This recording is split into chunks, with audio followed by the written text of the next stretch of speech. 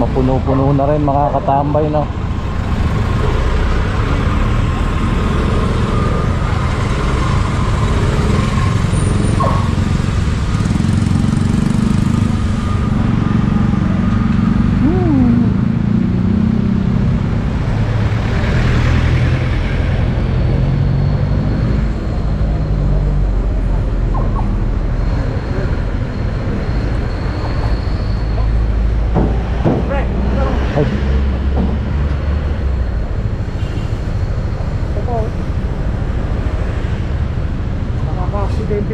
Ayan po, inuusog. Parking itong kalsada, wala kayong provision ng parking.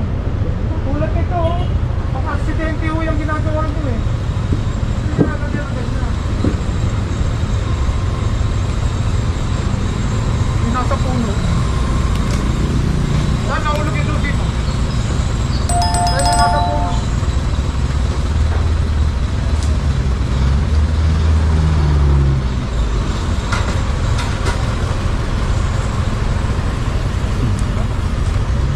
Po, bawal po, no, yung mga maglalagay ng mga ganun, mga bato para hindi maparkingan, no? Makaka-aksidente pa. Hindi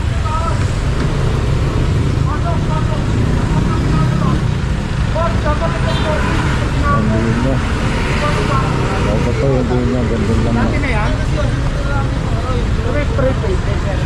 Ano, pinakot lang po. Kaya ginawa lang yung 1.5 para po sa mga tao. Pero ito, kaya sinigit ko na para normal kayo, may papalit na.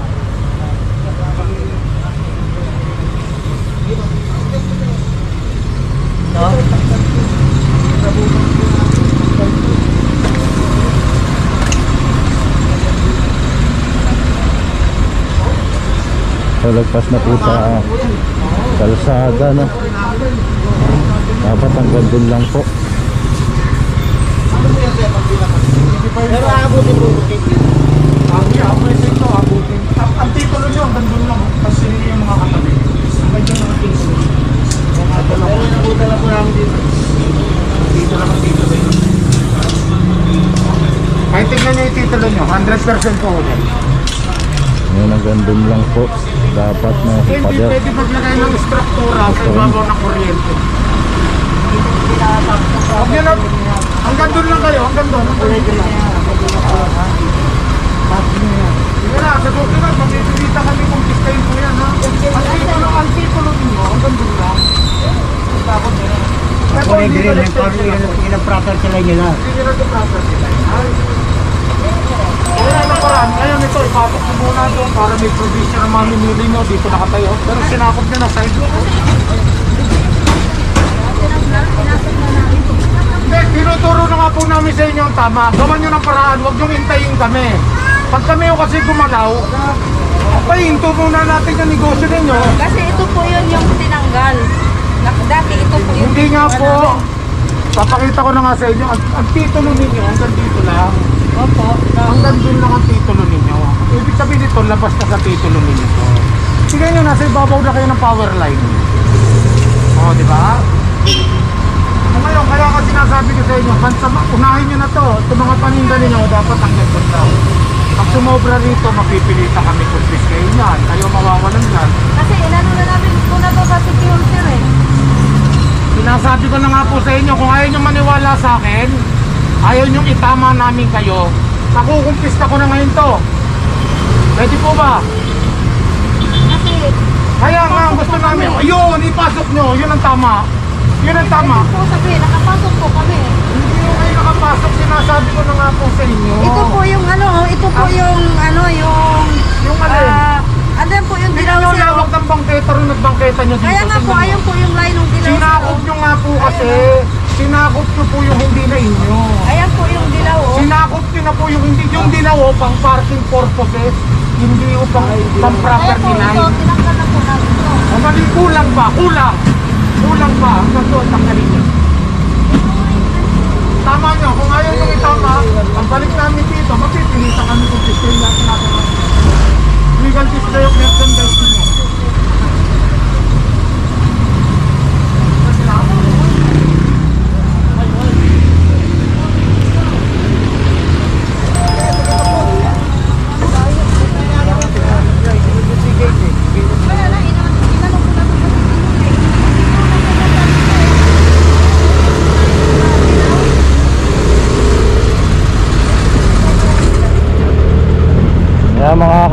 tayo magbabalik ulit ang Katambay official vlog.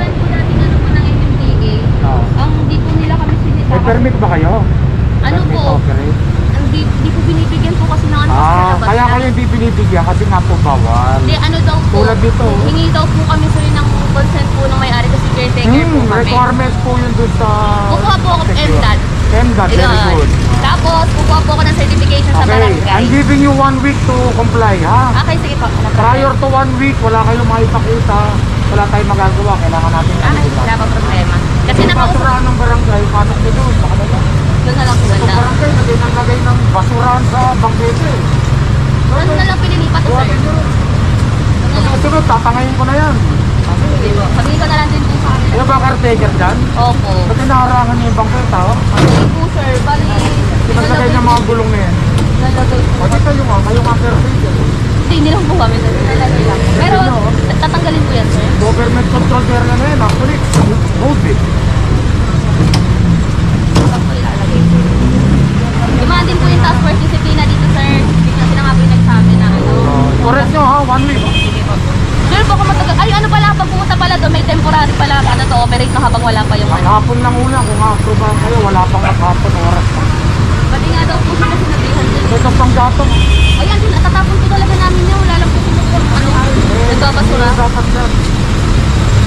Pero dapat yan. Kasi hindi kinukuha rin po nung ano eh. Eh, kasi nga po, hindi ko kasi proper ko yan. Kita ko ninyo. Okay, pasok na muna. Pasok na muna ba no? Sana mga... Saan, sir?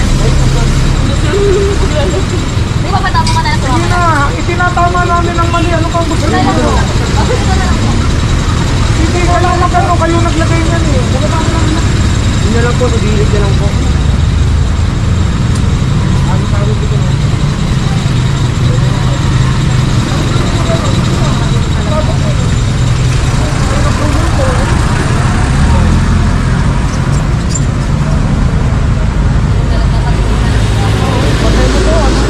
Panggatong niya yan eh. Hindi na ba na yun eh? No? Binabalang po doon dito, sir. Kung kayo dito nagluluto. Natawag ko pala po yung kasama ko para kanina sinabi. May message kasi ako. Pagbalik namin, wala na yan. Ito, Ha? wala problema. Pati ito, huwag kayo dito nagluluto.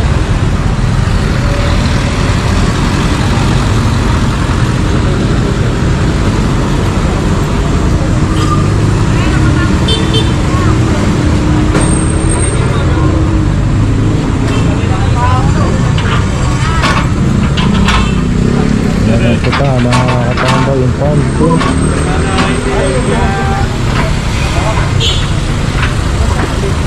Ano yun, ate dito? Eh, tinigyan ko ng palit ng endad. Ano lang yan, nasampa ko lang yun. Nalusing ko lang yun eh. Ayan. Kung ganito ha, mag-prepare kayo, bibigyan ko kayo ng 1 day. Okay lang tayo. 30 pesos lang yun. Kung dapat kayo bibigyan kayo. Pag hindi kayo bibigyan, hindi ka bibigyan kayo ng trabaho. Ano yun ha? Yan namin. Okay lang. Okay lang. Makasay mo yun. Simulan niyo muna sa barangay. Oo nga. Hindi yung service yan. Clearance lang po yan.